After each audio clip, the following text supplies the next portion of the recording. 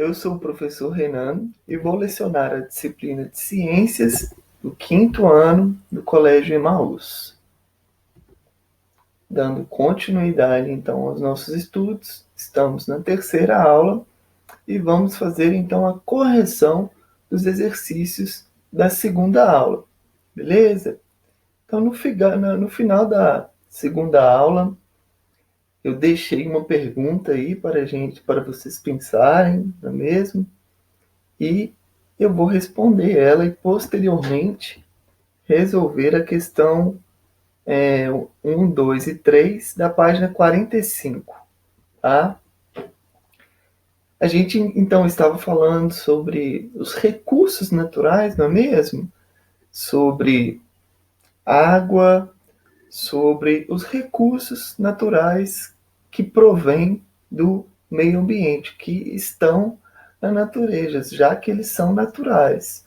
Existem aí os recursos não renováveis e os recursos renováveis. A água é um exemplo de um recurso renovável. Por quê? Porque ela é infinito, não é mesmo? Ah, Renan, então quer dizer que então não preciso de preocupar com a água, porque ela é infinita, ela é renovável, ela nunca vai acabar.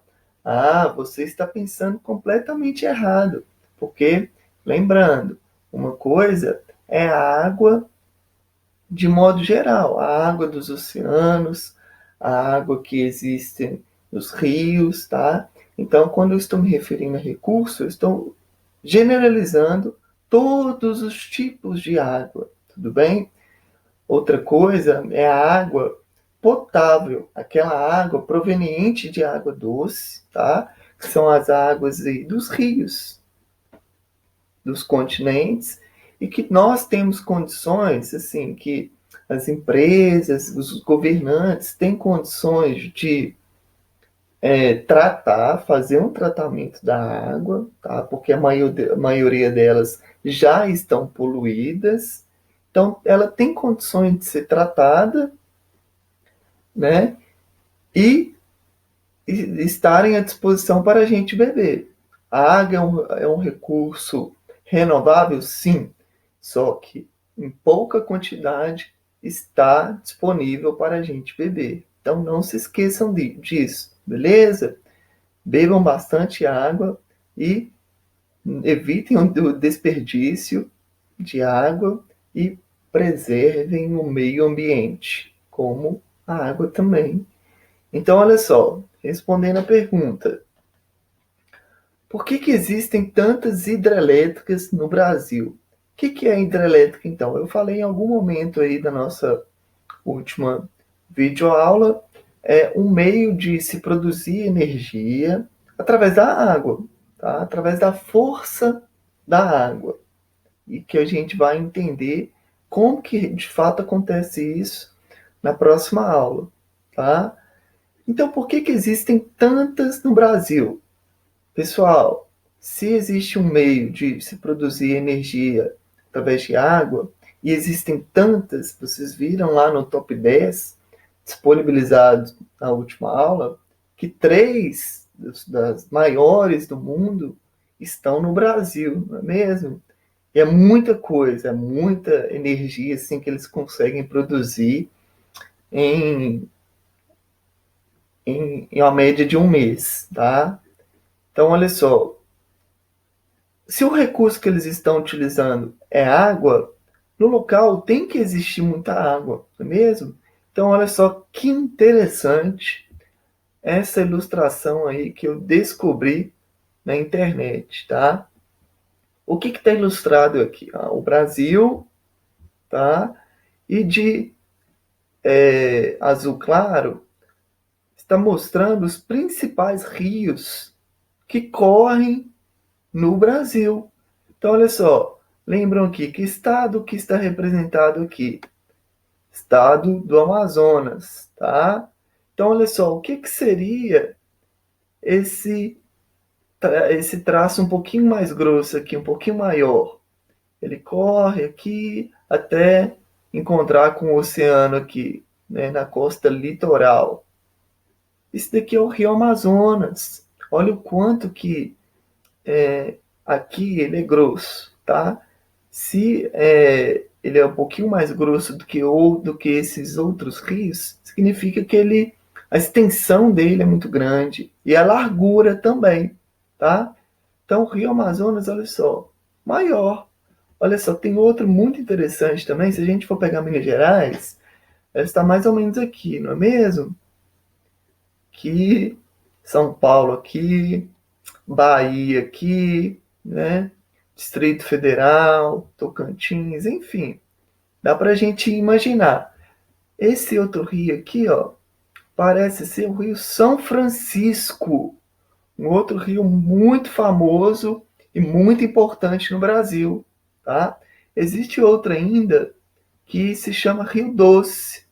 Não dá para ver porque ele não é tão grande quanto o Rio São Francisco, tá?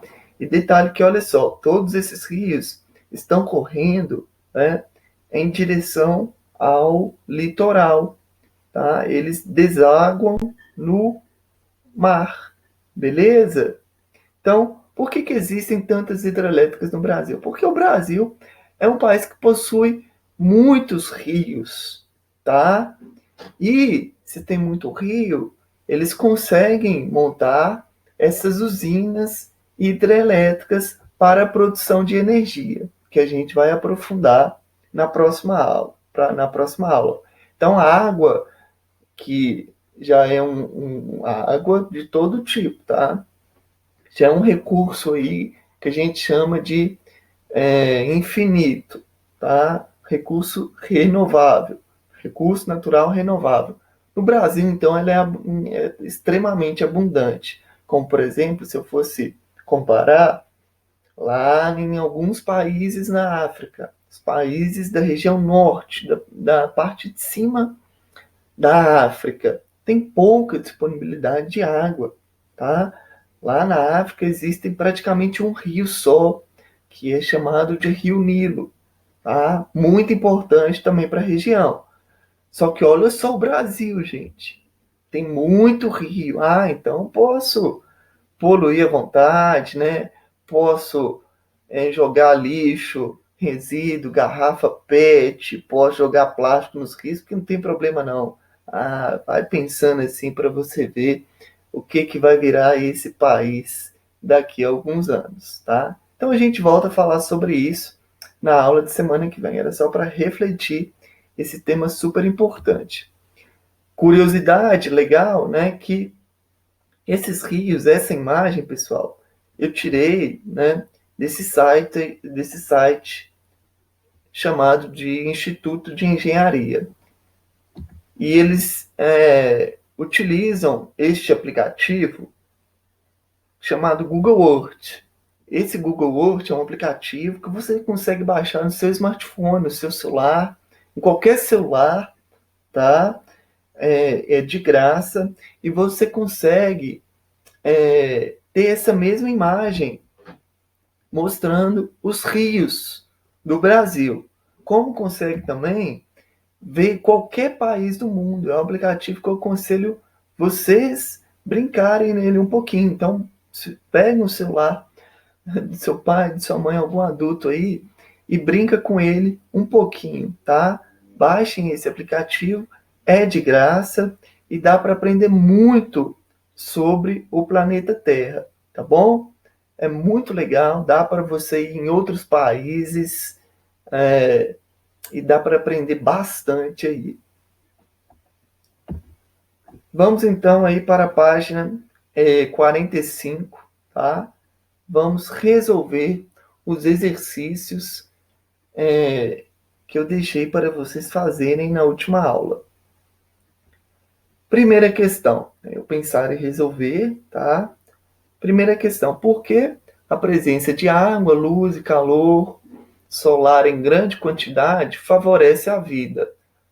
Poxa, por que a presença... Vamos pensar aqui primeiro só na água. Por que a presença de água favorece a vida?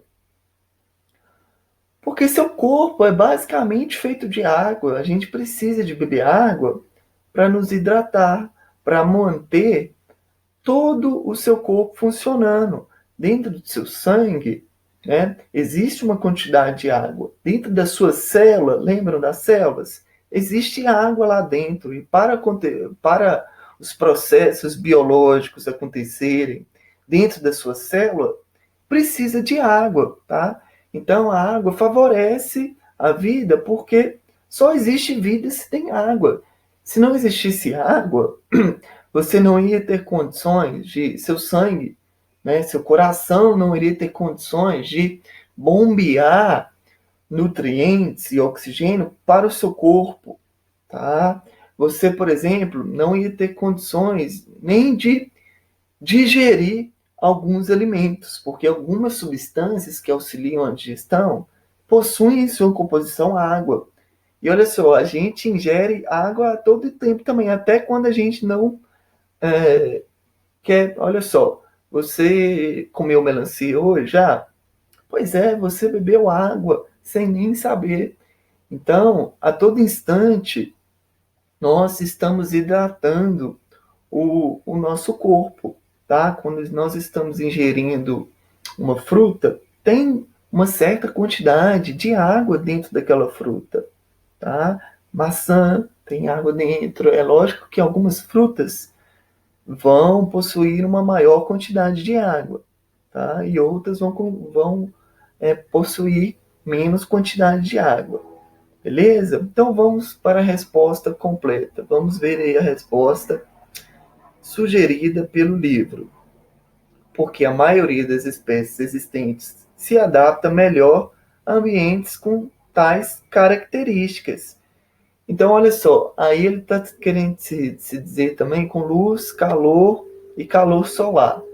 E exatamente isso. Por isso que aqui no Brasil é o país que tem a maior biodiversidade do mundo, tá? Aqui no Brasil o Brasil é o país que existem mais espécies de animais no mundo inteiro, tá? Aqui em 1 metro quadrado só da floresta amazônica deve existir 300, 500 espécies de seres vivos. Coisa que, por exemplo, lá no deserto ou em alguma região dos Estados Unidos, que é um país um pouquinho mais frio, vão existir bem menos, tá? Então, conceito importante, o Brasil é o país com a maior biodiversidade, tá? O Brasil é o país que possui o maior número de espécies de todo o planeta Terra. Por quê? Aqui há muita água e há uma média de luz e calor, né, proveniente do Sol. Não é tão quente e nem muito frio. Por exemplo, lá nos polos, no Polo Norte, no Polo Sul, é muito frio. Existem animais lá? Existem. Só que é pouca diversidade, tá? São poucos animais que conseguem se adaptar a um ambiente tão extremo, como temperaturas abaixo de 0, menos 20 graus Celsius mesmo. E no deserto é a mesma coisa. No deserto, a temperatura é extrema, temperatura muito elevada, ao contrário dos polos. Tá? Então, existem animais no deserto? Existem. Só que é mais ou menos do que, por exemplo, no Brasil. É bem menos, porque não são todas as espécies de animais que conseguem sobreviver a um ambiente tão extremo. O que é esse ambiente extremo? Uma temperatura extremamente elevada, tá? Então, olha só, a maioria das espécies existentes se adapta melhor a ambientes com temperaturas medianas, né, com um clima mais favorável. O que é um clima mais favorável? Nem tão quente, nem tão frio. Tudo bem? Então, bem tranquilo, né, pessoal? Então, lembre-se sempre, quando olha só, biodiversidade. Qual que é o país com maior biodiversidade? O Brasil. Muito legal. Vamos então para a questão 2. Por que dizemos que a biodiversidade é patrimônio de todos? Olha só, desde que o planeta Terra existe também os animais, existe também a biodiversidade. quando eu estou falando de biodiversidade, eu estou falando também das plantas. Não existe só uma espécie de planta. Existem uma diversidade enorme, tá?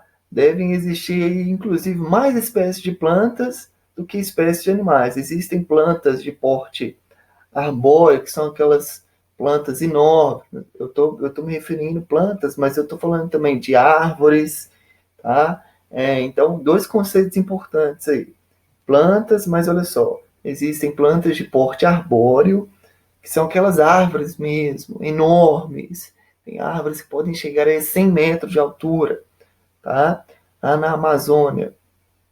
E árvores, plantas extremamente pequenas, gramíneas, né? Flores, que são extremamente pequenininhas. Então, por que dizemos que a biodiversidade é patrimônio de todos? Então, eles estão com o planeta Terra, se eu fosse dizer a primeira característica do planeta Terra, eu diria biodiversidade. Porque os outros planetas não possuem, tá? Pelo menos do sistema solar, tá? Então, não existe biodiversidade, né, em outros planetas. Não é uma característica do nosso planeta Terra mesmo. Então, vamos ver a resposta completa. Por que dizemos que a biodiversidade é patrimônio de todo mundo? Porque constitui patrimônio do planeta e garantia de existência a todos que aqui habitam, independentemente de sua origem e cultura. Exatamente. Tá? Então, olha só, cada espécie desempenha um papel super importante para o planeta Terra. Tá? Então, o elefante é extremamente importante porque ele se alimenta de outras espécies, tá? E o elefante, quando ele morre, ele serve de alimento também para diversas outras espécies, tá? A onça é um animal extremamente importante também para a manutenção do meio ambiente, da natureza. Ela se alimenta de um, uma espécie de animal, tá? Por exemplo, uma espécie de rato silvestre, tá? E ela controla essa espécie de rato silvestre. Se a onça não existisse, esse rato silvestre, ele ia se proliferar em grande escala. Então, provavelmente poderiam existir vários ratos, poderia surgir doença, nele, poderia passar para nós. Então, o ambiente, existem as espécies, cada espécie desempenha um papel super importante para a saúde do meio ambiente. Tá? Então, olha só, constitui um patrimônio do planeta Terra, porque eles estão juntos aqui há centenas de anos, tá? E garantem a sobrevivência e existência não só dos animais, mas de nós também, tá?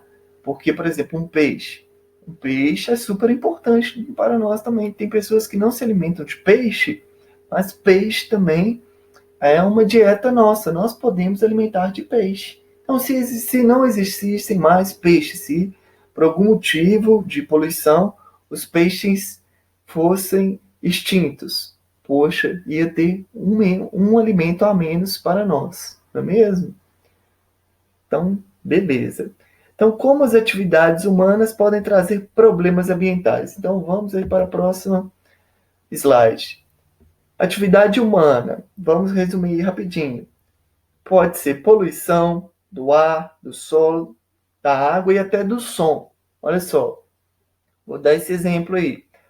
Poluição sonora, o que é? A poluição do som. Quando você está conversando com um amigo seu, com um primo seu, com sua mãe, aí passa aquele carro de som do lado, com aquele som fazendo uma propaganda extremamente alto, e você não consegue nem entender o que sua mãe está falando. Aí naquela hora, sua mãe, você se encala, espera, não vai dar, eu tenho que esperar esse som passar para a gente continuar falando. Ou então, se aumenta seu tom de voz. Você tem que falar mais alto na tentativa de sua mãe entender o que você está falando. Isso é um tipo de poluição, tá? No caso, se você optou por falar mais alto, você vai gastar a sua voz, tá? E nossa garganta, ela é frágil. Então, poluição do som, sim, tá? É um tipo de poluição provocada por quem? Por nós, né? Então, todo tipo de poluição, pessoal, a única espécie que polui o meio ambiente, o ambiente onde ela está, a única espécie que polui o planeta Terra somos nós, tá? Somos nós que geramos poluição do ar, do solo, da água e até do som. Caça de animais silvestres. Lembrando que o que é animal silvestre? Animal silvestre são aqueles animais que não são domésticos. O que é animal doméstico? O gato, cachorro, tá? E animal silvestre são aqueles animais que não são domésticos. A onça pintada, não posso criar uma onça pintada dentro de casa, tá? É o lobo-guará, beleza? Então, caça de animais silvestres é um outro tipo de ação humana também. E queimada, tá? Então, voltando, é, podem trazer problemas ambientais. Poxa, poluição, o próprio nome já diz, você acaba com as águas, né? Você polui as águas, água a água doce, que é extremamente importante para nós, tá? A caça de animais silvestres, matar animais silvestres, olha só que consequência drástica, né? Poxa, você pega uma espécie que está ali há centenas de anos, junto com o planeta Terra, desempenhando um papel super importante e mata o animal sem motivo nenhum. Não tem fundamento, tá, pessoal?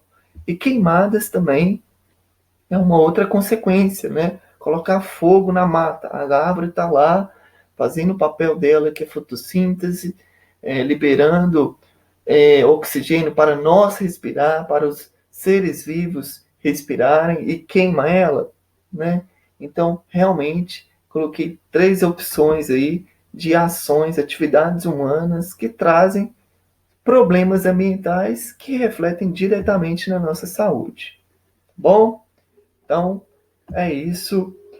Na próxima aula a gente vai entrar então em água e energia, entender o que é uma hidrelétrica. Bons estudos, um grande abraço e lembre-se sempre, juntos no caminho certo.